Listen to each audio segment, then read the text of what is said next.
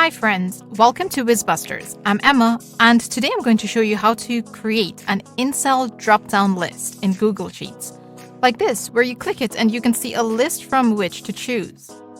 Now there are two ways we can do this in Google Sheets, by referencing a range of cells, and two, by inputting a list of items. Let's look at method 1, referencing a range of cells. In our table here, in the first column, individuals can type in their names and select values from a drop-down menu in columns B, C, and D, one for state, decision, and grade, respectively. We will create a drop-down menu in the cells in column B from the provinces in column F. To do this, firstly, select the cells you want to create the drop-down menu for. So let's select B2 to be 1000. Click data, so let's scroll back up just so you can see at the top. Let's click data, click data validation. Then a dialog box comes up. The first part, cell range, has the range of cells we selected, which is B2 to B1000. Below this is criteria. Here is a drop-down menu, which has different options, including list from a range, list of items, number, text, date, custom formula is, and tick box. Choose the option list from a range. Then in the next box here, you can select the range from which you have the list.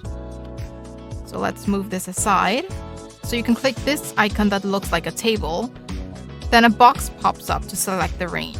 Click inside the box and select F2 to F14. Let's make this an absolute reference. Click OK.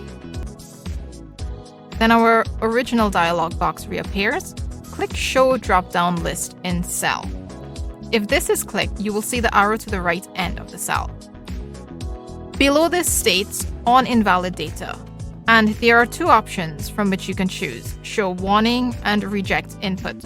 Show Warning means users can type in a value that is not from the drop-down list, and a warning will appear at the top right corner of the cell.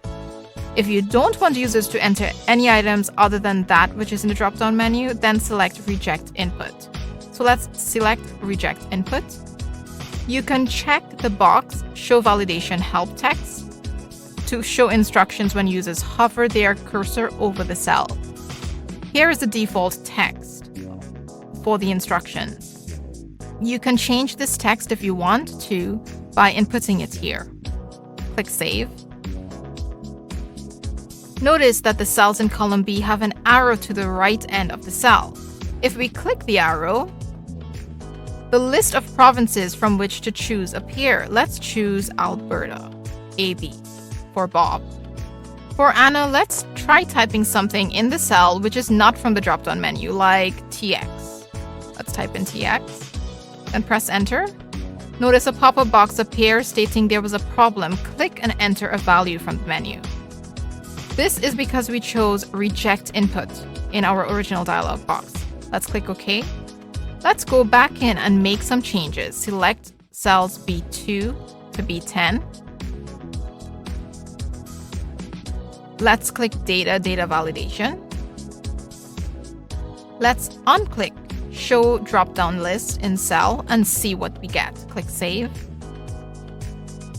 Notice the arrow is gone, but if you double-click the cell, let's double-click this one, you will see the list from which to choose. Let's go back into the dialog box. Let's select all the cells from B2 to B1000. Click Data Validation. Let's click Show Drop-Down List in Cells, and let's click Show Warning. Click Save. Our cells have the list from the drop-down menu, but let's type in a value that is not from this list. So let's put TX under Show.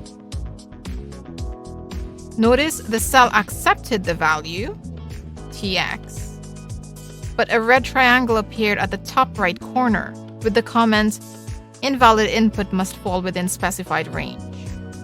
So we use this option if we want to allow users to input items other than from the drop-down list.